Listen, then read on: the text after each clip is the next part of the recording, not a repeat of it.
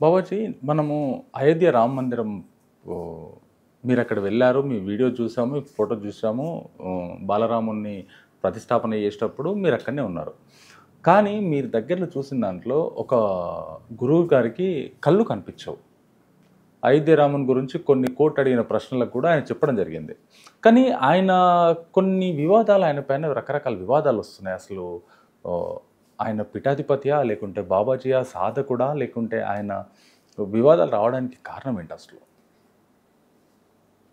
వారి గురించి అంతగా చర్చించడం అంత మంచిది కాదేమో. ఏవో వివాదాలు దక్షిణాన మనకి ఉత్తరాన జరుగుతూ ఉన్నాయి. కొందరు వారిని అంగీకరించరు, కొందరు ఫ్యాబ్రికేటెడ్ అని కూడా అంటుంటారు. అది ఉత్తర భారతానికి సంబంధించిన విషయం అయినప్పటికీ భారతదేశానికి సంబంధించిన విషయం. ఏమైందంటే ధర్మాన్ని కూడా రాజకీయానికి ఉపయోగించడం అనేటటువంటి ప్రారంభం ఎప్పుడైతే అయిందో ఇలాంటి వివాదాలు అతి సహజంగా వస్తుంటాయి. ఇప్పుడు నేను ఏదో ఒక పార్టీకి మాట్లాడలేదనుకోండి, నా మీద కూడా రేపు వాళ్ళు వివాదం సృష్టిస్తారు. ఎందుకు? పార్టీకి అనుకూలంగా లేం కాబట్టి. మరి ధర్మం పార్టీకి అనుకూలంగా ఎలా ఉంటుంది?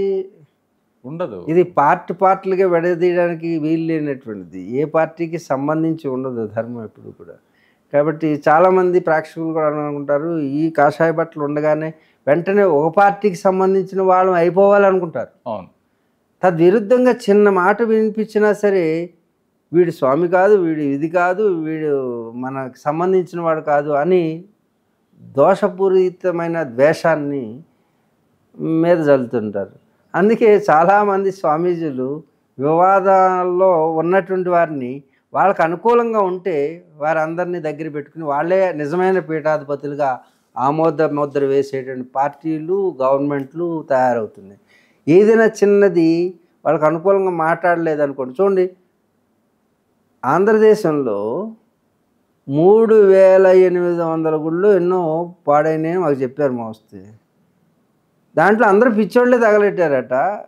దానికి కేంద్రంలో ఉన్నటువంటి ప్రభుత్వం కానీ, రాష్ట్రంలో ఉన్నటువంటి ప్రభుత్వం కానీ చిన్న చర్య ఈనాటికి తీసుకోలేదు. మరి అది ఏ పార్టీ అయితే ఏమిటి, ఎవరైతే ఏముంది, సనాతన ధర్మానికి హాని గ్లాని కలిగి మఠ మందిరాల్ని కూల్చివేస్తుంటే సర్కారు ప్రభుత్వం అనేది చూస్తూ ఊరుకుంటే అది ఏ మతానికి సంబంధించిందైనా కావచ్చు. ప్రజలు ధర్మాగ్రహానికి గురి కాకముందే మీరు వారిని దోషుల్ని పట్టుకున్నట్టయితే హిమాలయాల నుంచి ఎవరు అఘోరించడానికి రావాల్సిన అవసరం ఏమిటి? వాళ్ళు అఘోరించారు, వీళ్ళు అఘోరించారని మీరు అందరూ చర్చలు చేయాల్సినటువంటి అవసరం ఏమిటి? కాబట్టి అఘోరించడానికి కారణం ఏంటి?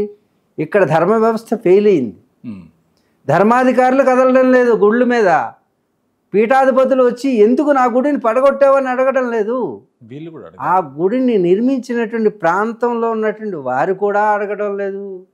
అడిగితే ప్రాణభయం. అంటే కొందరు అడుగుతున్నారు, వాళ్ళ గురించి కాదు, మొత్తం సామూహికంగా మీకు సంబంధించినటువంటిది. మన సనాతన ధర్మానికి ఆయువు పట్టు అనేది అది గుడి కాదు, సనాతన ధర్మానికి ఒక బడి. దానికి లోబడి మీరందరూ ఉండాలి. ప్రతి ఒక్కరం కూడా మేము దూరంగా ఉన్నాం, స్థానికంగా ఉన్న వాళ్ళు రక్షించుకోవాలి. మా అమ్మాయిని రక్షించడానికి నువ్వెందుకు రాలేదు అంటే, అత్యాచారం జరిగితే నేను రావాలట అక్కడి నుంచి హిమాలయాన్ని.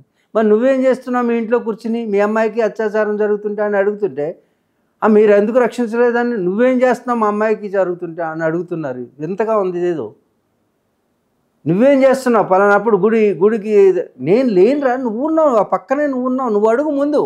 అంతే కదా. నువ్వు అడగటం లేదు, నీ ఊరోళ్ళు అడగటం లేదు, కానీ ఆ గుడి మీద వచ్చే ఆదాయం మాత్రం నీకు, నీ ప్రభుత్వానికి, నీ గుడికి, మీ అందరికీ కావాలి. దేవుడు అప్పుడు వ్యాపార వస్తువు అవుతున్నాడు. కానీ వ్యవహారానికి వస్తే మీరందరూ కలిసికట్టుగా లేరా? అందుకే అఘోరించాల్సి వస్తుంది హిమాలయాల నుంచి. మీరందరూ ఈ చర్చ జరగాలి. ఆ జరిపించడం మా కర్తవ్యం కాబట్టి మేము దిగొస్తున్నాం, మేము మాట్లాడుతున్నాం ఇప్పుడు.